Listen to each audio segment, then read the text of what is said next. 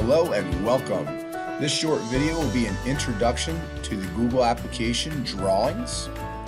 Before we get started, I just want to go to our resources page. You can get to that by going to resources, and all the way down at the bottom underneath staff is technology facilitators. Okay, here's our page. You can always get here also by going to the tech department page. On here you can request help from a facilitator. Come meet with you one-on-one, help facilitate the use of technology during your class periods, whatever you need. This is how you can get a hold of us to schedule some time. But the main reason I came here is I want to point out this facilitator shared resources page, because on here is a number of resources that you can use for getting ideas with applications in the classroom. So the one we're talking about today is Google Drawings. I'm going to come into Google Apps, and that'll open up Drive for me. And in here we have them all broken down by application. So I'm going to go to the Drawings folder. And in Drawings you can see some of the presentations that we've done in the past that have some info and links. But the main thing in Drawings are some examples of different ways you can use drawings. On here we have things like custom templates for creating Google Classroom headers, Twitter headers and icons. Here's some magnetic poetry templates. I'll click on those. So the students would drag these little text boxes to create poems in the space provided.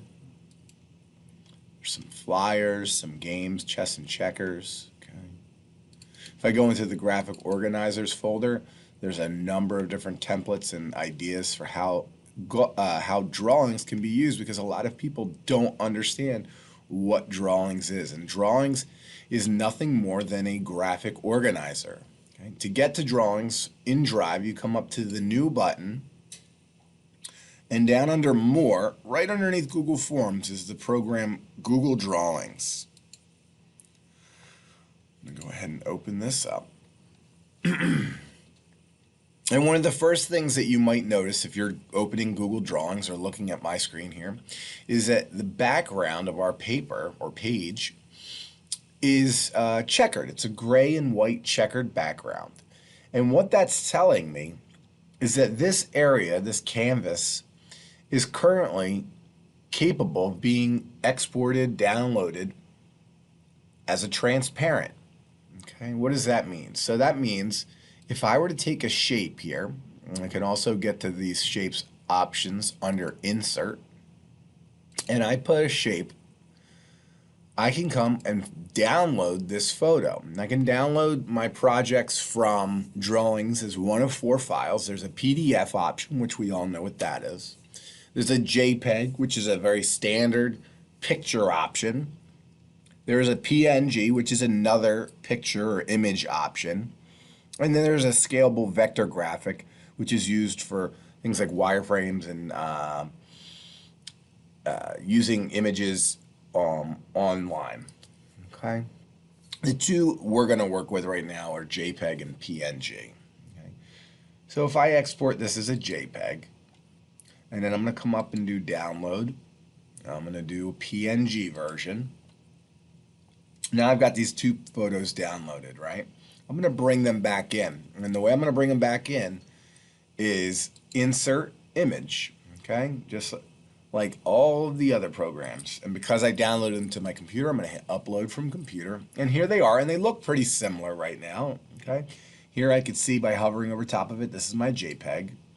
So I'm going to open that. And what you'll notice right off the bat is that by exporting it as a JPEG, all of that transparent space on my canvas has now turned white. So when there's no background, there's no image, and that checkered background is coming through, that space will be turned white. If I do the same thing and I bring in that PNG photo, I can now see that all of that checkered space is transparent. It's empty. Okay? This is one of the main benefits of using Google Drawings. If you're creating logos for a website, you can create custom buttons, okay? Anything that you don't want to have this white space. Maybe you're making a logo or an icon for something to be put onto a newsletter or a flyer, something else, a worksheet, whatever the case may be. It gives you the option to not have that background. And this is also important to know when bringing photos in to drawings as well as many other programs. A lot of people find photos that they want to use online in slideshows, lesson plans, things like that, and they bring them in and they have this white background around the image that they really wanted, and they have to try their best to kind of crop around it to get it to work. I'm going to go ahead and open up a new tab here, and I'm going to search for a clip art cat. Okay, and I go to my images option. I see all these clip art options for cats, and I can click on them and get little previews. Okay, so here's a cute cat. I can click on it and I can actually drag it over to my project tab. If I hover over it, I can pop it in. And this picture's great. However, again, there's that white background. And let's say I wanted to have a background that was not white. I was going to use it on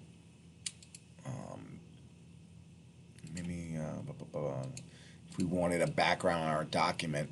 You can't change that transparent document. So what you would do is if you were looking for a background, you can drop it. And it could be, the background could be a picture. Maybe I wanted to create a picture of a kennel. Maybe we're raising awareness for SPCA. Okay, so I put a background of a kennel, maybe something. In this case, I'm just going to do red just so you can see what I'm talking about. But here's this cat, and again, there's that white block around it. So if I come in here and I just add a comma in the word PNG, because we know now that PNGs can be transparent, when I start selecting these files, oh wow, look at that. Here's one of the same cat, but now I can see there's those checkered, that checkered background again. If I click and drag it, right away I can notice there's no white box around it. And if I drop this cat on my picture, there we go. No white background, okay? So again, that's the difference between a JPEG and a PNG, those transparent backgrounds. I'm gonna move this off to the side. One of the other nice things about drawings, as well as using programs like Docs, is that we have all this space on the side. And if we were using a doc, we'd have to write comments and things like that. But this is great for doing worksheets with your students because you can add directions in a text box or a shape off to the side for your students to follow when they open this up in drawings or however you go about assigning things. And if it was something that you wanted to print and be able to showcase afterwards, when you hit print, or even if you download it as a PDF or a JPEG, I'm going to hit print, everything outside of that box, that checkered box or canvas area, you'll notice won't be printed or downloaded.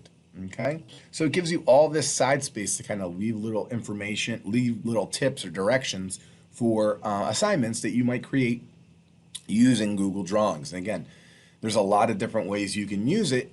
You just have to know what it's capable of doing.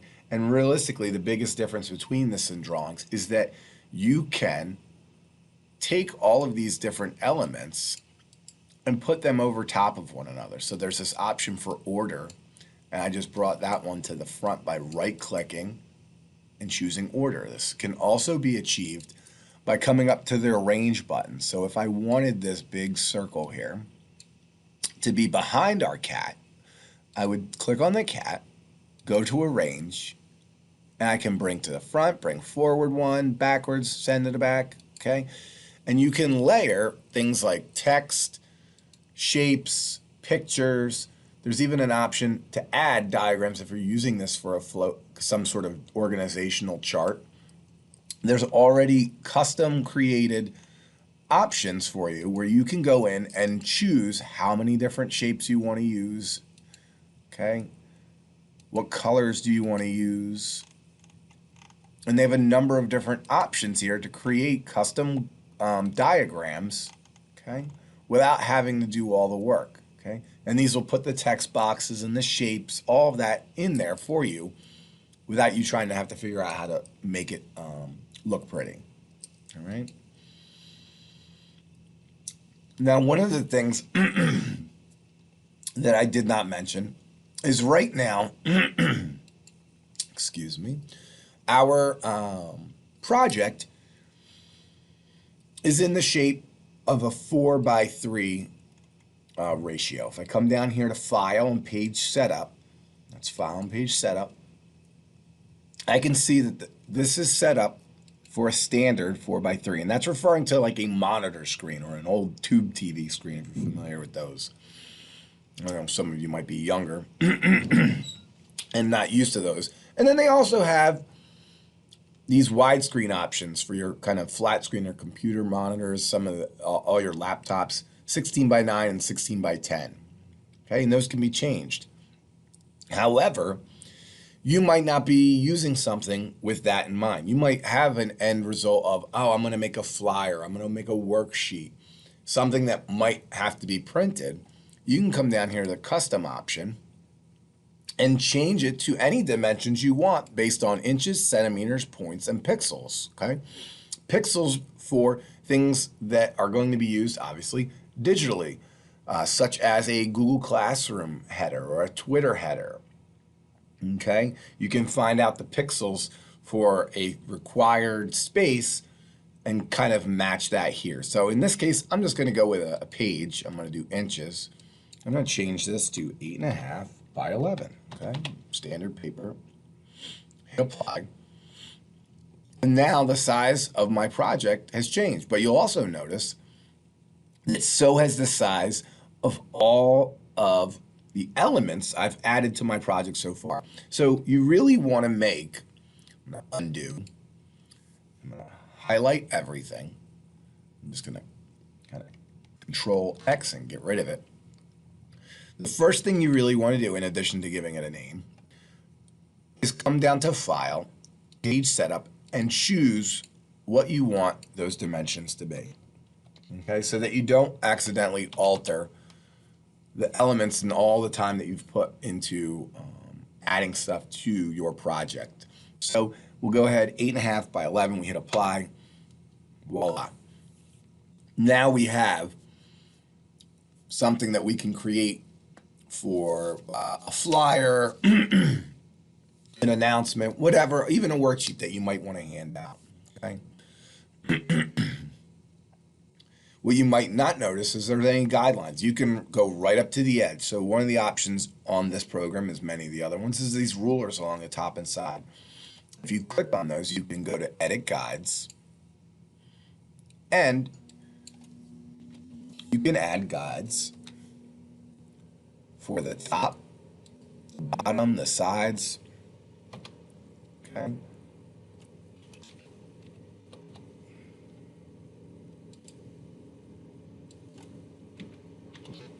And I think that I'm going to go ahead and do this, and I'm going to take this one, and I just got to, I think, rearrange that one to, nope, 8.5 by 11. I always get that confused, and I did get one of them confused. But not a worry, you can always go in and adjust them. You can drag them just like this. There we go. And now you kind of have that little area for you to keep all of your content in so that when you go to print it, and I'm going to just hit Control Paste so all my stuff goes back on, I now know that I need to keep all the elements in this project inside those little guides or frames, okay? So I can readjust and say, oh, let me keep these in here. And as you're using it, you'll see that adding more elements like text boxes and things like that, there are more guides that pop up. So there's a little red line, let me know I'm in line with my guide, okay? This lets me know if I get it center, how far I'm getting little ruler guides that are letting me know my spacing between the text box for directions and that circle JPEG that I brought in so I can center in between those. Okay. So there's a lot of neat ways. And the last one I want to show you before I let you go is this option for word art, because it's a little different than using just a text box. So I'm going to write directions again. And now in that little space, I hit enter and my text goes in. Okay. And here I have a text box with the word directions, and I can change the font, the color of the font, the size. I can bold, italicize, do whatever I want.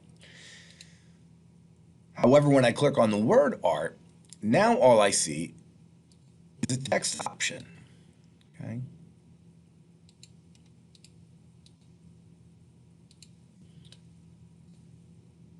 Okay, I can pick that, but I don't have a font size.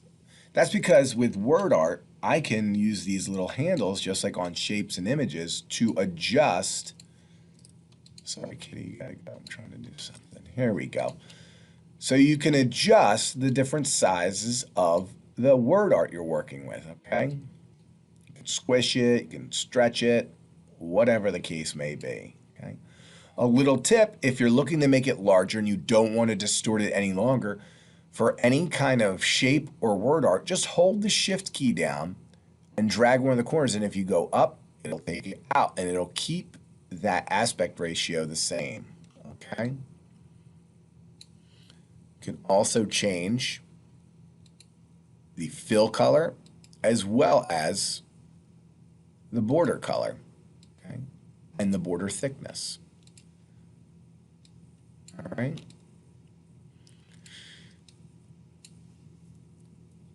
You still have bold, italicize, underline. Or not underline, bold and italicize, and you can make these elements links as well. All right. One of the last things I wanted to point out is with all of these elements, as you add things, don't hesitate to click around. You might find new things. Right-clicking always will bring a lot of options. Oh, there's an option that's centered on the page. Okay. And then there's also a format options. When you click on images, word art, text boxes, it might come up under 3 dots because it ran off the page, okay, format options. And under here you can find things like drop shadow, reflection, okay, so there's a lot of different tools that you can use to kind of really create whatever it is you're looking for. So take a look at drawings, mess around with. There's a bunch of links on our website and templates for you to get ideas.